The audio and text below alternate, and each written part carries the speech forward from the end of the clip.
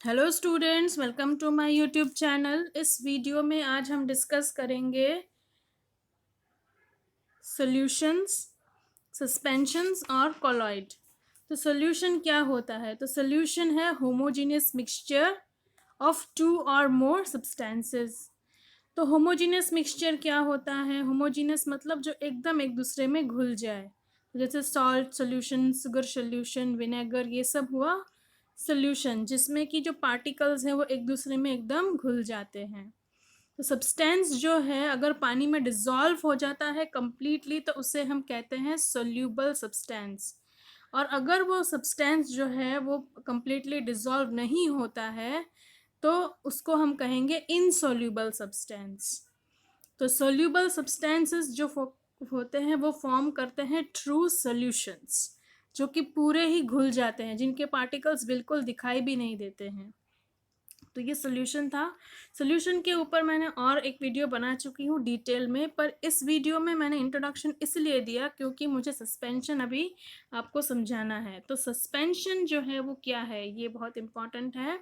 Suspension are substances which are not soluble in water and they form suspension। तो जो चीज़ पानी में dissolve नहीं होती है वो ही सस्पेंशन बनाती है। एग्जाम्पल अगर हम ले तो चॉक वाटर का एग्जाम्पल लेते हैं। चॉक वाटर में डालें या mud water, milk of magnesia, sand in water, floor in water, जो आटा है उसको पानी में डालो, तो ये सारे एग्जाम्पल्स हैं। तो इस एग्जाम्पल्स में क्या कॉमन है कि जो भी पार्टिकल्स हैं वो पानी में सॉल्यूबल नहीं हो पाते हैं, वो पानी में अलग अलग अपना अलग रह के तैरते रहते हैं। तो सस्पेंशन क्या होता है? सस्पेंशन जो है हेट्रोजीनियस मिक्सचर है। हेट्रोजीनियस क्यों है? क्योंकि वो एकदम से घुल नहीं गया है। हम पार्टिकल्स को अलग देख पाते हैं और पानी को अलग देख पाते हैं, तो इसीलिए इसे कहते हैं हेट्रोजीनियस मिक्सचर। तो ये जो हेट्रोजीनियस मिक्सचर है इसको अगर हम फिल्टर करें फिल्टर पेपर में तो वो जो पार्टिकल्स हैं वो हमें फिल्टर पेपर पे मिल जाएंगे। और ये बताता है, अगर पार्टिकल्स हमें फिल्टर पेपर में मिल जाते हैं तो ये बताता है कि वो डिज़ोल्व नहीं हो पाए हैं, तो इसीलिए इसको बोलेंगे हेट्रोजीनियस मिक्सचर। तो ये पार्टिकल्स बहुत ही छोटे छोटे होते हैं, इसलिए वो पूरे जो लिक्विड होता है उसमें फैल जाते हैं पर डिज़ोल्व नहीं हो पाते हैं। तो वो स्प्रेड हो जाते हैं पूरे लिक्विड में पर उसके लिक्विड के अंदर मिक्स नहीं हो जाते हैं। तो अगर आप माइंड में याद रखें, सॉल्ट और वाटर का जो सोल्यूशन है तो वो कितना क्लीन और क्लियर हो जाता है।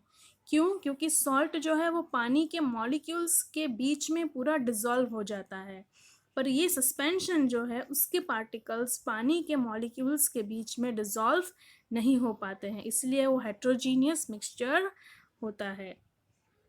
तो एग्जाम्पल अगर हम ले तो चॉक और वाटर का एग्जाम्पल मैंने बेसलाइन के लिए समझाने के लिए लिया है। तो ये क्या बनाता है? Forms milky suspension. तो ये मिल्की सस्पेंशन बनाता है। और फिल्ट्रेशन के बाद क्या हो जाता है? जो हमारा फिल्टर पेपर होता है उसके ऊपर चॉक का पाउडर रह जाता है।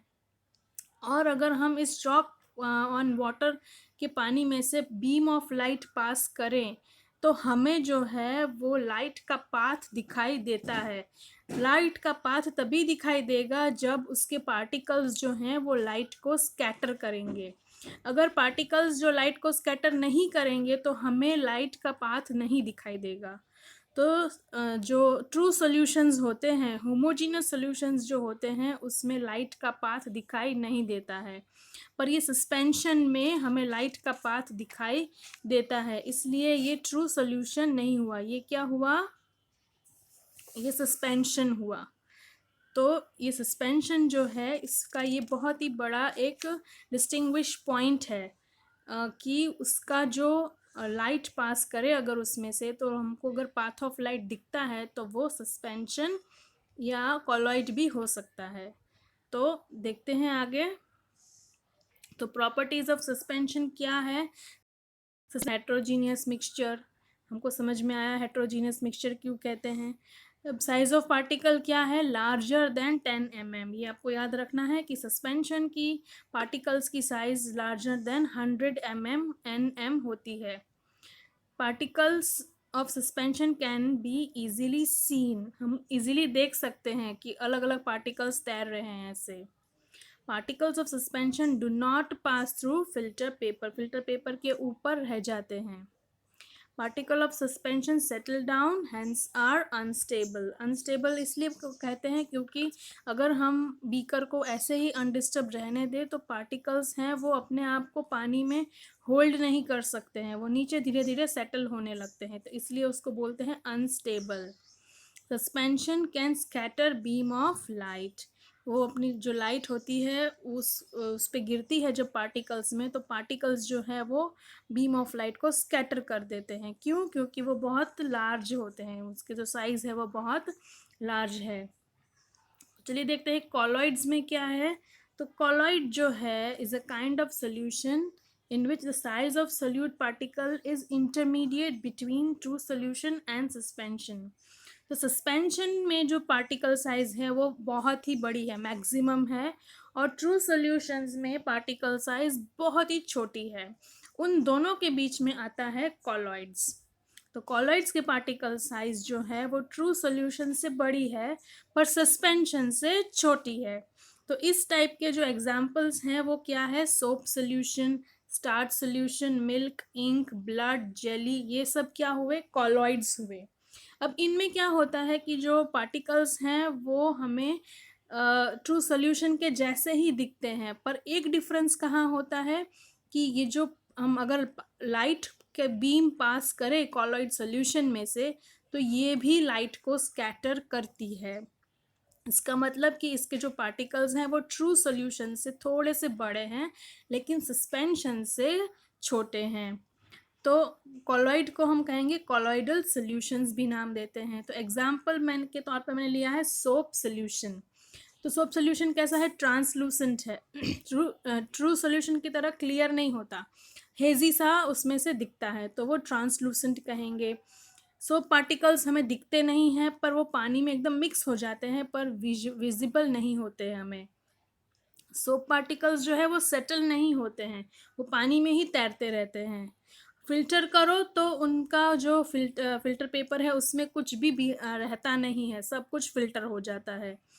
बट सोप सोल्यूशन जो है वो स्कैटर करती है बीम ऑफ लाइट को, इसलिए वो ट्रू सोल्यूशन में नहीं आता है। तो जो कॉलॉइड है उसकी जो प्रॉपर्टीज़ हैं वो ट्रू सॉल्यूशन और सस्पेंशन के बीच की प्रॉपर्टी है। मोस्ट ऑफ द प्रॉपर्टी उसकी ट्रू सॉल्यूशन जैसी ही है, एक ही प्रॉपर्टी डिफर है कि वो जो है लाइट स्कैटर करती है जो कि ट्रू सॉल्यूशन नहीं करता है। तो ये इसको बोलते हैं टिंडल इफेक्ट। ये टिंडल इफेक्ट क्या है? ये कई बार पूछा जाता है। तो scattering of light by colloidal particle is known as Tyndall effect. जब हम लाइट पास करते हैं तो कॉलॉइड के पार्टिकल्स ट्रू सॉल्यूशन से थोड़े से बड़े होते हैं, इसलिए वो लाइट को स्कैटर करते हैं, इसलिए हमें जो लाइट का पाथ है वो सॉल्यूशन में से दिखाई देता है। तो इसको बोलेंगे टिंडल इफेक्ट। क्यों? क्योंकि पार्टिकल्स की साइज जो है वो बहुत बड़ी है ट्रू सॉल्यूशंस से। So colloidal solutions are not the true solution, colloidal solution true solution में नहीं आते हैं क्योंकि उन वो जो बीम ऑफ लाइट है वो स्कैटर करते हैं। तो ट्रू सॉल्यूशंस जो है वो बीम ऑफ लाइट स्कैटर नहीं करते हैं, तभी उसको कहेंगे ट्रू सॉल्यूशन। तो true solution do not scatter the light. तो इसलिए कॉलॉइड्स हमको क्या कहेंगे? कॉलॉइड्स को हम कहेंगे हेट्रोजीनियस इन नेचर, होमोजीनियस में नहीं आएगा, कॉलॉइड्स आर हेट्रोजीनियस। तो प्रॉपर्टीज ऑफ कॉलॉइड्स देखें तो उसमें क्या है? तो कॉलॉइड इज हेट्रोजीनियस, तो उसके पार्टिकल्स हैं बिगर